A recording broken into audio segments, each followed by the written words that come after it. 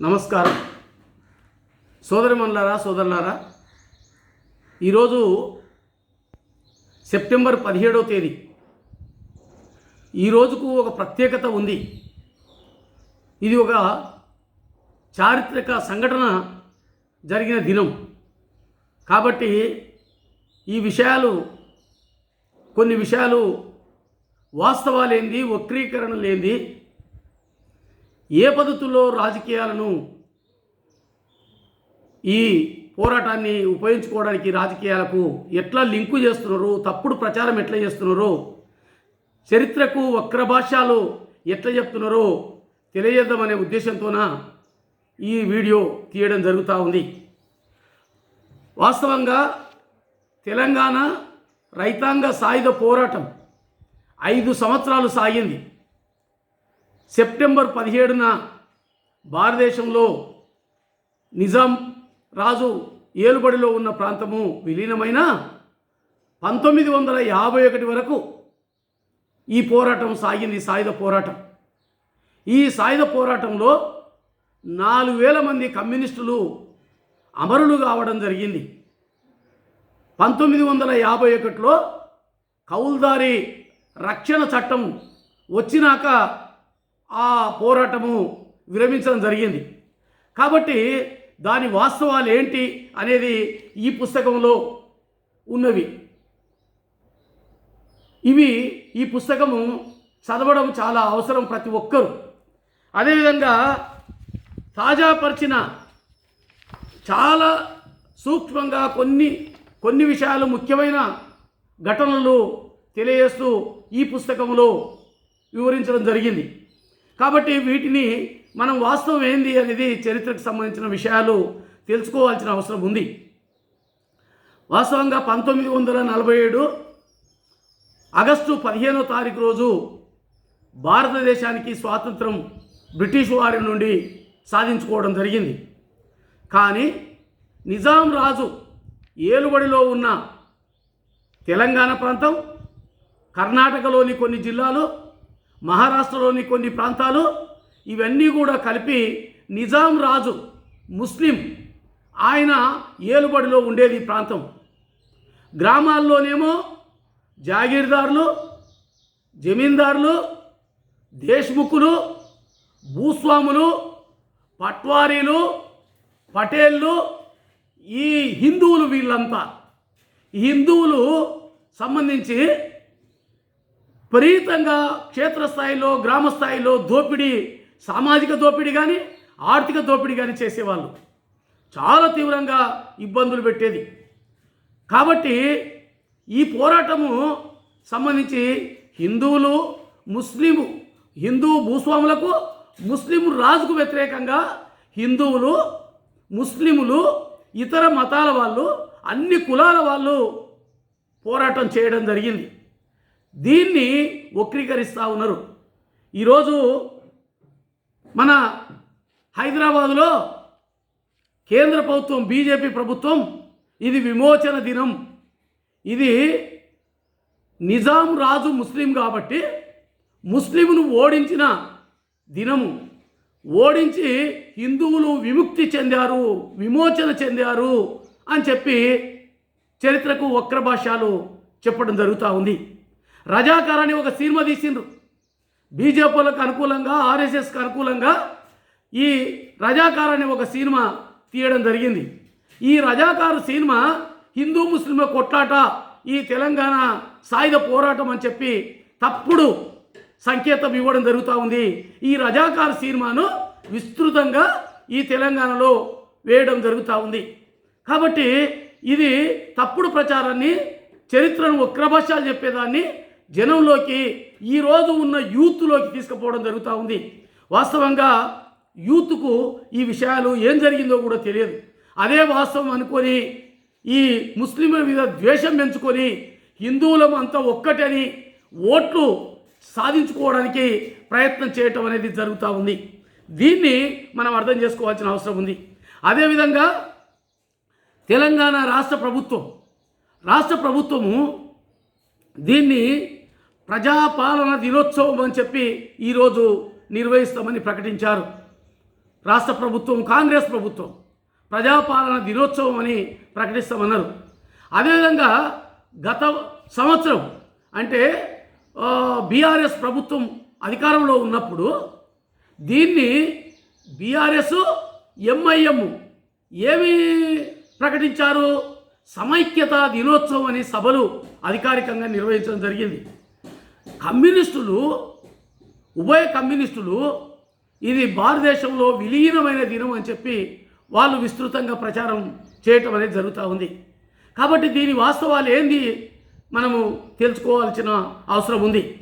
బీజేపీకి కానీ, ఆర్ఎస్ఎస్కి కానీ, ఆర్య సమాజ్కి కానీ, మిగతా హిందుత్వ సంస్థలకు కానీ ఈ వీర తెలంగాణ సాయుధ పోరాటంలో ఈంచు మందం కూడా పనిలో లేరు. వాళ్ళకు అసలు ఈ చరిత్రలో, ఈ పోరాటంలో లేరు. స్వాతంత్ర పోరాటంలోనే లేరు, ఈ పోరాటంలో కూడా లేరు. కాబట్టి వీళ్ళు తగుదునమ్మా అని చెప్పి వీళ్ళు జోక్యం చేసుకోవటం అనేది జరుగుతూ ఉంది. తర్వాత కాంగ్రెస్ సంబంధించి ఆ రోజు భూస్వాములకు, జాగీర్దారులకు, జమీందారులకు, పట్వారీలకు, పటేళ్లకు విముక్తి కలిగించిన కాంగ్రెస్ పార్టీ వాస్తవంగా కూలీలకు, రైతులకు, పేదలకు అనుకూలంగా ఆ రోజు కాంగ్రెస్ లేదు. ఆ రోజు సంబంధించి చరిత్రను చూస్తే మనకు అర్థమవుతుంది వాస్తవం ఏంది అనేది మనము చూడాలి. ఇప్పుడు బీఆర్ఎస్ కానీ, ఎంఐఎం కానీ ఈ రోజును ఏమీ పట్టించుకోవడం లేదు, ప్రకటించడం కూడా లేదు. కాబట్టి వాస్తవం ఏం జరిగింది అని చెప్పంటే ఈ ప్రాంతంలోన ప్రధానంగా నిజాం రాజు ముస్లిము, అదేవిధంగా జమీందారులు, జాగీర్దారులు, పట్వారీలు, పటేళ్ళు, భూస్వాములు వీళ్ళంతా హిందువులు. ఈ హిందూ భూస్వాములకు నిజాం రాజుకు దోస్తానం, కప్పం కట్టాలి. భూస్వాములు ఇష్టం వచ్చినట్టు దోసుకోవాలి. నిజాం రాజుకు కప్పం కట్టడం ఒక పని, మిగతా అంతా కూడా దోసుకునేది సామాజిక దోపిడీ కానీ, ఆర్థిక దోపిడీ కానీ, అన్ని రకాల దోసుకునేది మాత్రం భూస్వాములే గ్రామీణ ప్రాంతాల్లో. కాబట్టి హిందువులు, ముస్లింలు, అన్ని రకాల మతాలకు సంబంధించి, అన్ని కులాలకు సంబంధించిన వాళ్ళు తిరుగుబాటు చేయడం జరిగింది. 23 రకాల పన్నులు వేయడం జరిగింది. దీనిపైన ఈ ప్రజలపైన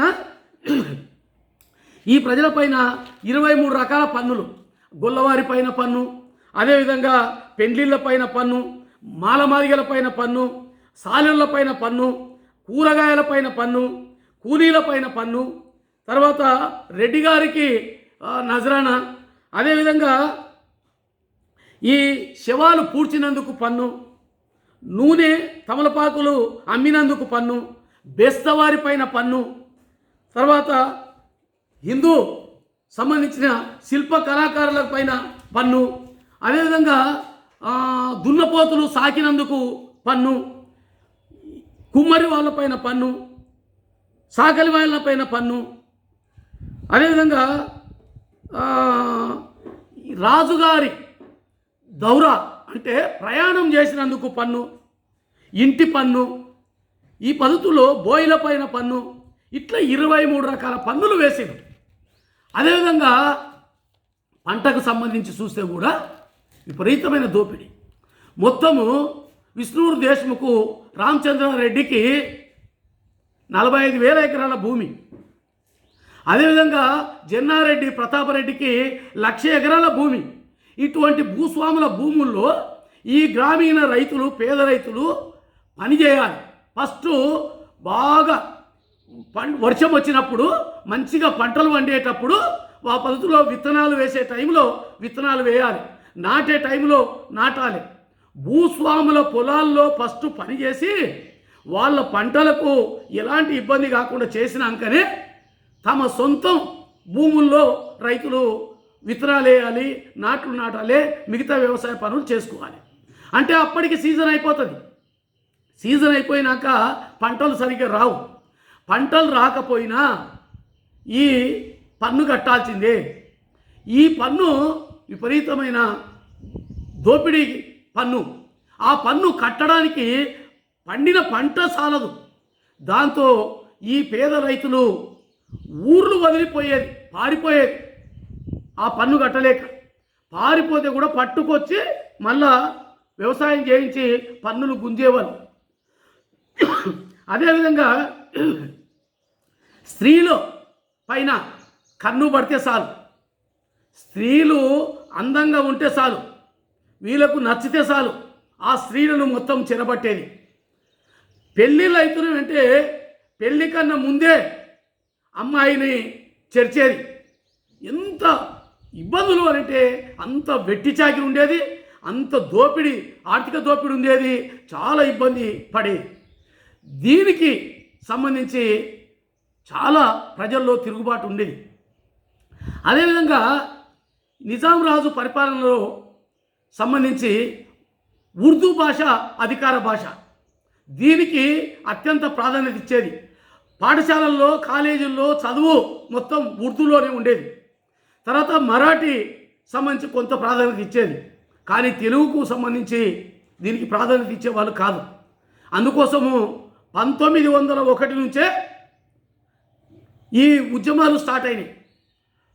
ఈ 1930లో అదేవిధంగా స్త్రీ జనోద్ధరణ అని, భాష సంబంధించి తెలుగు భాషకు ప్రాధాన్యత ఇవ్వాలని తదితర అంశాలపైన సురవరం ప్రతాపరెడ్డి 1930లోన ఆంధ్ర మహాసభ ఏర్పాటు చేయడం జరిగింది.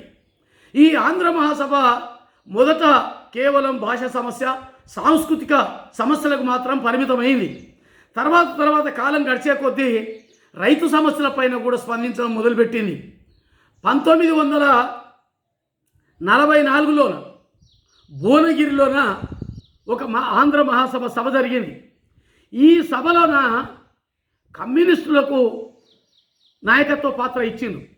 ఆ రోజు రావి నారాయణ రెడ్డిని, బద్దం ఎల్లారెడ్డిని ఈ ఆంధ్ర మహాసభ అధ్యక్ష కార్యదర్శులుగా ఎన్నుకోవడం జరిగింది.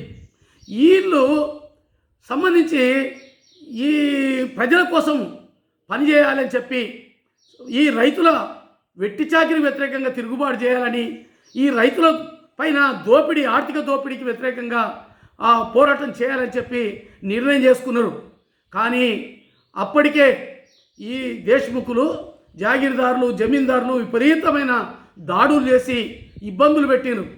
దాంతో ప్రజలు, సాధారణ ప్రజలు కారం పొడితోన కళ్ళుల్లో కొట్టి భూస్వాముల గుండాలను తరిమి కొట్టడం జరిగింది. అదేవిధంగా ఈ ఇళ్లల్లో రోకలి బండలతో కొట్టారు. అదేవిధంగా అనేక రకాల ఒడిసేళ్లతో దాడి చేసిండ్రు. ఈ పద్ధతుల్లో చేస్తుంటే ప్రజలు రాను తిరుగుబాటు పెరిగింది. 1946 జూలై 4వ తేదీ రోజు కడివెండి గ్రామంలోన గ్రామ ప్రజలందరూ తిరుగుబాటు చేస్తూ ఒక ర్యాలీ, ఈ విష్ణువు దేశ్ముఖ్, రామచంద్రారెడ్డి గడికి వ్యతిరేకంగా పోరాటం చేయడానికి ముందుకు పోయినరు, ర్యాలీ చేసిండ్రు, ప్రదర్శన చేసిండ్రు. ఆ ప్రదర్శనలో ముందున్న ఈ దొడ్డి కొమరయ్య పైన కాల్పులు చేసిండ్రు, కాల్పులు జరిపి చంపేసిండ్రు. దీంతో మొత్తం ప్రజలంతా ఉద్యమం ఉక్రోషంలోకి వచ్చింది.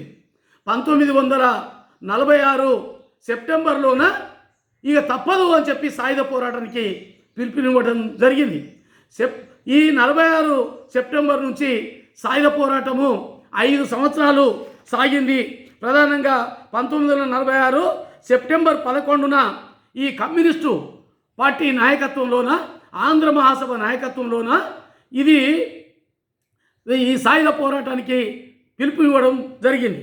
1951 అక్టోబరు 21 వరకు ఈ సాయుధ పోరాటం జరిగింది. దీనికి సంబంధించి ఈ పోరాటంలోన కమ్యూనిస్టులు సంబంధించి 1948 సెప్టెంబర్ 17 వరకు 1500 మంది ఈ కమ్యూనిస్టులు నేలకొరిగారు. ఈ రజాకారులు, అదేవిధంగా దేశ్ముఖులు, వాళ్ళ గూండాలు, భూస్వాముల గూండాలు, నిజాం రాజు రజాకారు సైన్యం వల్ల 1500 మంది మరణించారు. ఇప్పటికే 3000 గ్రామాల్లో కమ్యూనిస్టు పార్టీ నాయకత్వంలోన, ఆంధ్ర మహాసభ నాయకత్వంలోన 3000 గ్రామాల్లో గ్రామరాజ్యాలు నిర్మించారు. భూస్వాములను తరిమి కొట్టిండ్రు. మొత్తము ఎవరు భూస్వాములు 3000 గ్రామాల్లో లేరు, పట్టణాలకు పారిపోయిండ్రు. తర్వాత 10 లక్షల ఎకరాల భూములు పంపిణీ చేసుకోవడం జరిగింది. దున్నేవానికి భూమి పంచిండ్రు. అదేవిధంగా వెట్టి చాకిరి విముక్తి అయిపోయింది. అదేవిధంగా వడ్డీలు, నాగులు ఇవన్నీ రద్దయిపోయినాయి. ఈ పద్ధతుల్లోన మొత్తము స్వేచ్ఛను పొందిండ్రు. రైతులు, కూలీలు, పేదలు స్వేచ్ఛను పొందిండ్రు. ఈ పద్ధతుల్లో ఈ టైంలో పెద్ద ఎత్తున తిరుగుబాటు చేస్తున్న ఈ పోరాటము చాలా ఉధృతమైంది. ఉధృతమైన పోరాటాన్ని సంబంధించి చూస్తే ఇక మన నిజాం రాజు లొంగిపోయేటట్టుగా ఉంది, మెత్తబడ్డాడు. కమ్యూనిస్టుల తిరుగుబాటు చాలా తీవ్రమైంది. కాబట్టి ఎట్లన్నా చేసి ఈ నిజాము రాజు పరిపాలనలో ఈ కమ్యూనిస్టులు అధికారంలోకి వస్తే ఇక మన ఆటలు సాగవు. రాబోయే కాలంలో ఢిల్లీ కోటను కూడా ముట్టడిస్తారు. రాబోయే కాలంలో ఈ కమ్యూనిస్టులు విస్తరిస్తారు. కాబట్టి ఎట్లన్నా చేసి ఈ కమ్యూనిస్టులకు వ్యతిరేకంగా అదేవిధంగా నిజాం రాజును ఒప్పించి ఆ పద్ధతిలో లొంగ తీసుకోవాలి. భారతదేశంలో నిజాం రాజు పరిపాలనలో ఉన్న ప్రాంతాన్ని విలీనం చేయాలని నెహ్రూ, సర్దార్ వల్లభాయ్ పటేలు నిశ్చయించుకున్నారు. నిశ్చయించుకొని వాళ్ళు ఏం చేసిండ్రు అని చెప్పారంటే 1948 సెప్టెంబర్ 13వ తారీఖు నాడు నెహ్రూ సైన్యం ఈ నిజాం రాజు ఏలుబడిలో ఉన్న ప్రాంతంలోకి రావడం జరిగింది. ఈ ప్రాంతంలోకి వచ్చిన సైన్యము ఒక్కరిపైన, నిజాం రాజు పైన కానీ, రజాకారులపైన కానీ, కాసిం రాజు నిజాం రాజు ఏజెంటు, అదేవిధంగా రజాకారుల అధ్యక్షుడు సంబంధించి ఆయన మీద కానీ ఒక కాల్పు జరగలేదు, ఒక దెబ్బ తాకలేదు, ఒక రక్తం బొట్టు చిందించలేదు. కానీ 13వ తారీఖు నాడు, సెప్టెంబర్ 13 తారీఖు నాడు వచ్చిండ్రు. సెప్టెంబరు 17 తారీఖు నాడు భారతదేశంలో నిజాం రాజు విలీనం చేయడం జరిగింది. అంటే ఈ 3 రోజుల్లోనే లొంగిపోయిండు. ఈరోజు కాంగ్రెస్ వాళ్ళు ఏం చెప్తున్నారంటే మా కాంగ్రెస్ పార్టీ సర్దార్ వల్లభాయ్ పటేలు, నెహ్రూ సైన్యం వల్లనే ఈ భారతదేశంలో విలీనం చేశాము ఈ నిజాం రాజు పరిపాలనలో ఉన్న ప్రాంతాన్ని అని చెప్పి కాంగ్రెస్ వాళ్ళు చెప్తున్నారు. తర్వాత బీజేపీ వాళ్ళు ఏమంటున్నారు, నిజాం రాజును సర్దార్ వల్లభాయ్ పటేలు హిందూ భావజాలంతో ఉన్నాడు కాబట్టి ఈయన వాళ్ళను ఓడించిండు. నిజాం రాజును హిందువులు తిరుగుబాటు చేసి ఓడించిండ్రు.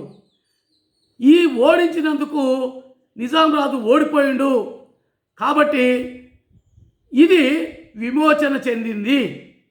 నిజాం రాజు ఏలుబడిలో ఉన్న ప్రాంతము హిందువులకు విమోచన జరిగింది, విముక్తి జరిగింది అని చెప్పి ఈ పద్ధతిలో తప్పుడు ప్రచారం చేయడం అనేది జరుగుతూ ఉంది. కాబట్టి దీని వాస్తవంగా మనం పరిశీలన చేస్తే నిజాం రాజు మీద నిజంగానే దాడి చేసేదానికి వస్తే ఈ నెహ్రూ సైన్యం నిజాం రాజును కాల్చి చంపాలి, లేదంటే ఉరివేసి చంపాలి. రజాకారులకు సంబంధించిన నాయకుడిగా ఉన్న కాసిం రాజును చంపేయాలి, ఉరిదీయాలి. కానీ నిజాం రాజుకు సంబంధించి రాజు ప్రముఖగా బిరుదిచ్చిండ్రు. ఈ నిజాం రాజు ఏలుబడిలో ఉన్న ప్రాంతానికి మొత్తానికి నీవు గవర్నరు అని బిరుదిచ్చిండ్రు. ఆయన ఆస్తులు గుంజుకోలేదు, ఆయన ఆస్తులకు రక్షణ కల్పించిండ్రు, రాజభరణాలు రద్దు చేసిండ్రు. ఆయనను సంవత్సరానికి కోటి రూపాయలు ఇచ్చి ఆయనకు గౌరవ మర్యాదలు చేసిండ్రు. అదేవిధంగా కాసిం రజ్వీకి సంబంధించి సంపాదించిన కాసిం రజ్వీని విమానం ఎక్కించి పాకిస్తాన్ పంపించిండ్రు. అంటే వీళ్ళు ఎవరి పక్షాన ఉండరు అనేది మనం అర్థం చేసుకోవాల్సిన అవసరం ఉంది. తర్వాత ఈ ఎవరైతే నిజాం రాజు లొంగిపోయిండో ఆ తర్వాత పట్టణాలకు పారిపోయిన ఈ భూస్వాములు ఎవరైతే ఉండరో వాళ్ళు కాంగ్రెస్ టోపీలు పెట్టుకొని, ఖద్దరు టోపీలు పెట్టుకొని మళ్ళా గ్రామాలకు వచ్చి మా భూమి మాకు కావాలని చెప్పి అదేవిధంగా మళ్ళీ దౌర్జన్యానికి సిద్ధమైనరు.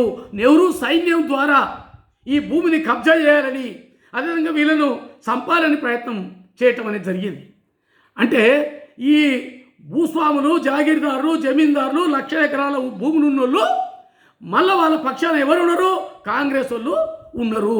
కాంగ్రెస్ పార్టీ వాళ్ళకు మద్దతు ఇచ్చి వాళ్ళని తీసుకొచ్చింది, వాళ్ళే కాంగ్రెస్ నాయకులు అని చెప్పి ప్రకటించింది.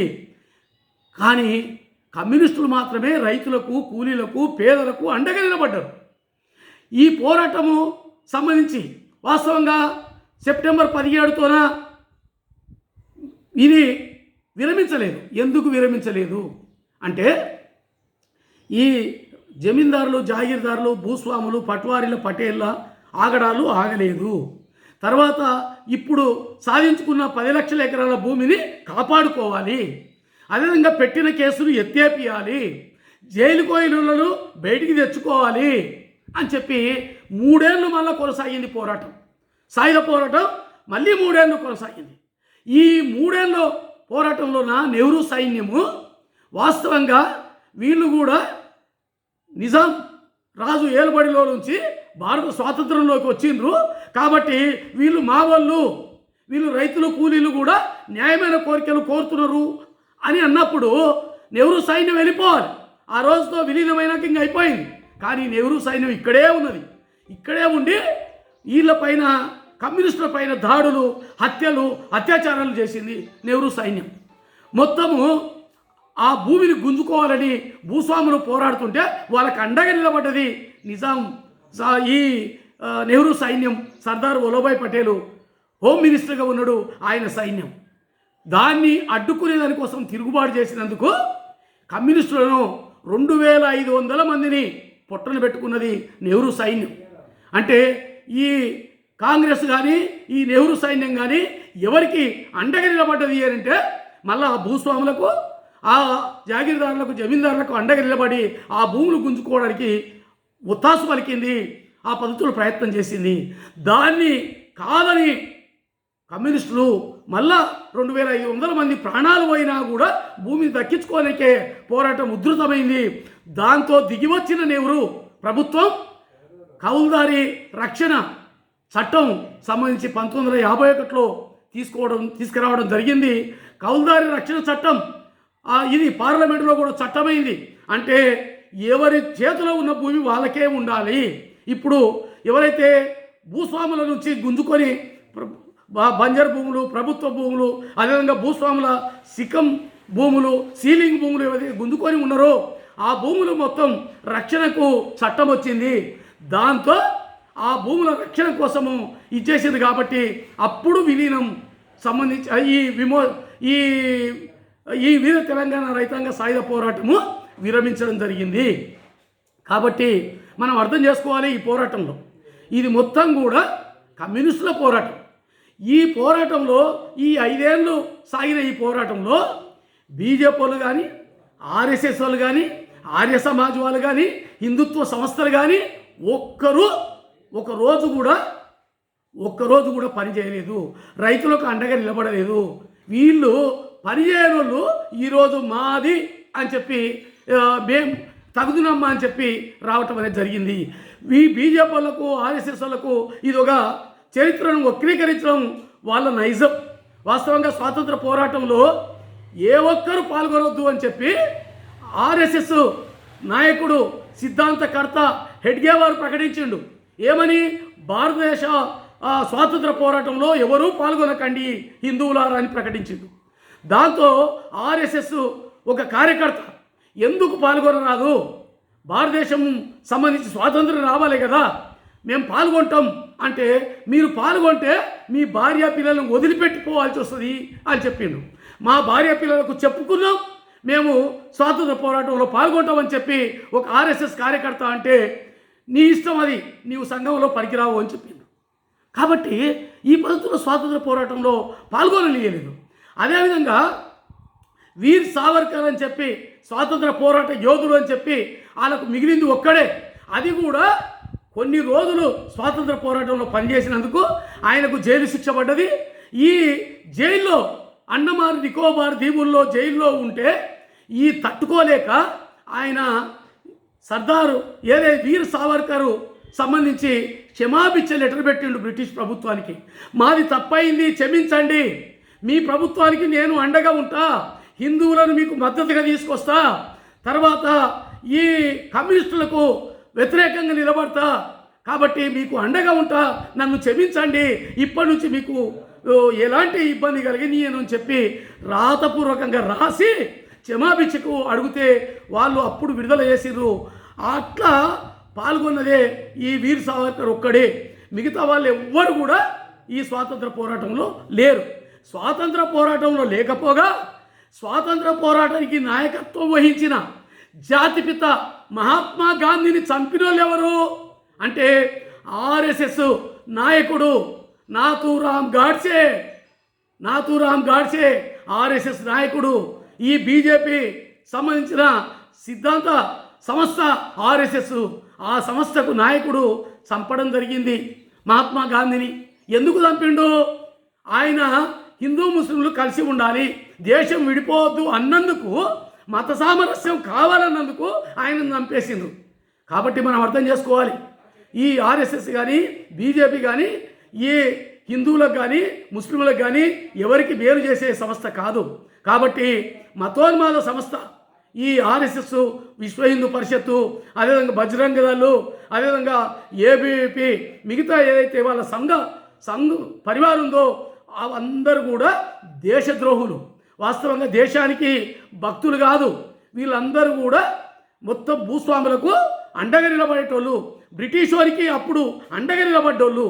కాబట్టి వీళ్ళకు వ్యతిరేకంగా ఈ పోరాటం సాగింది. స్వాతంత్ర పోరాటంలో వాళ్ళు లేరు, అదేవిధంగా వీర తెలంగాణ సాయుధ పోరాటంలో వాళ్ళు లేరు.